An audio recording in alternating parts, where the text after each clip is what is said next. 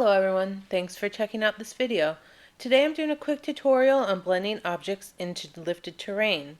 If you find this video helpful, please give it a like. It's a free way you can support YouTubers whose content you enjoy. If you'd like to see more tutorials from me, hit that subscribe button and the notification bell so you don't miss when I upload. Now let's get started. As always, I have Move Objects on, so first make sure you've enabled that cheat. Now I'm sure you've noticed when using the terrain tools that when you want to place an object on the lifted terrain, the slope of the lifted terrain, that it doesn't blend in naturally. It sort of sits on there, floats on there. It looks very unnatural, even with trees or flowers or rocks or whatever. It just does not look good at all. Now there is a way to blend some objects into the slope of the terrain so that it looks more natural, and I'm going to show you how to do that.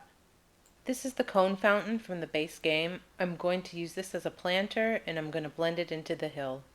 Use the basement wall tool and draw a wall underneath where you want your object positioned. If the wall causes your terrain to raise, it's a simple fix. Just lower the height of the basement wall with the height adjusting arrows until it's below the terrain. Now grab your object and page down to the level below. You absolutely need to have your grid on for the object to appear. Now you can raise your object up using the 9 key.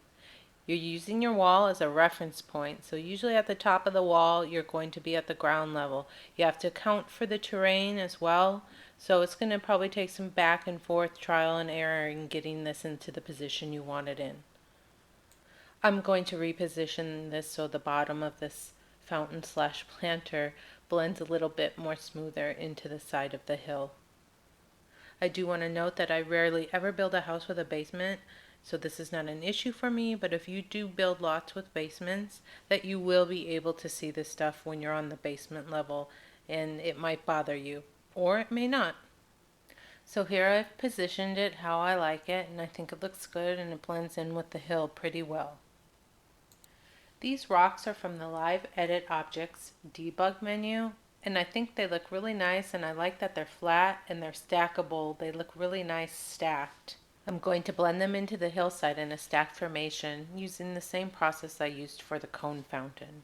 And again, I used the basement wall tool to draw a wall underneath where I want the rocks positioned. And then I adjusted the wall height of my basement wall so it wouldn't affect the terrain above. With the grid on, I'm going to raise this rock up using the 9 key until it's at the top of the wall. Now I'm going to position the second rock using the wall and the first rock for a reference point. Raised it up with the 9 key, and I'm raising it up a little bit higher than the first rock I placed. Just continue to repeat the process for as many rocks as you need. You may have to adjust your rocks several times depending on the slope of your hill. I blend this tree into the hill by drawing the basement wall, and then I adjust the height of the basement wall so it doesn't affect the above terrain. And then I raise my tree up again with 9 till the top of the wall. Make sure you are using the basement wall tool and not the basement room tool. If you use the basement room tool, it's going to create some problems for you when you go to delete the wall. Now just grab my favorite tool, the hammer, and go back and delete all those walls. This saves you a little bit of money, and they won't show in your gallery thumbnails. And this wraps up this video. I hope you found it useful, and thank you everybody so much for watching.